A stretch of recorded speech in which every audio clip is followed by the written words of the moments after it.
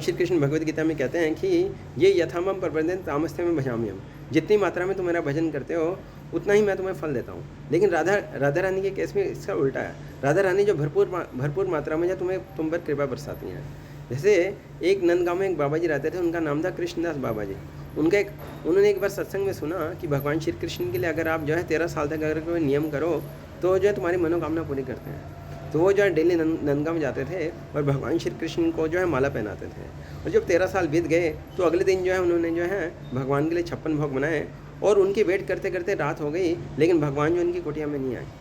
तो इसलिए उन्होंने मन में संकल्प लिया कि अब मैं भगवान श्री कृष्ण की भक्ति छोड़ करके अब मैं राधा रानी की भक्ति करूँगा और अब मैं बरसाना चला जाऊँगा। जैसे ही उन्होंने संकल्प लिया तो अगले दिन जो है भगवान श्री कृष्ण जो है ग्वाल बाल का रूप लेकर के उनकी कुटिया में आए और दरवाज़ा नॉक किया।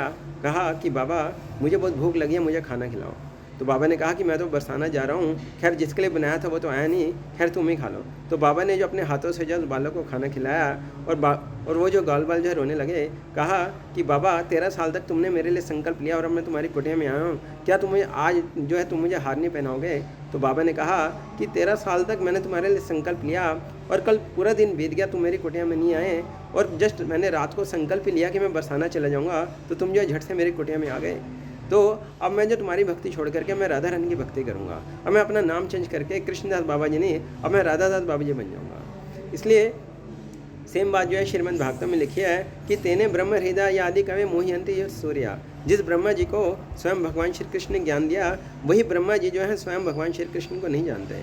इसलिए बड़े बड़े ऋषि मुनि जो है भगवान को नहीं जान पाते, लेकिन वही भगवान श्री कृष्ण जो है इजली कंट्रोल में हो जाते हैं अगर आप जो राधा रानी की चरण धूलि को अपने मस्तक पर लगा लें।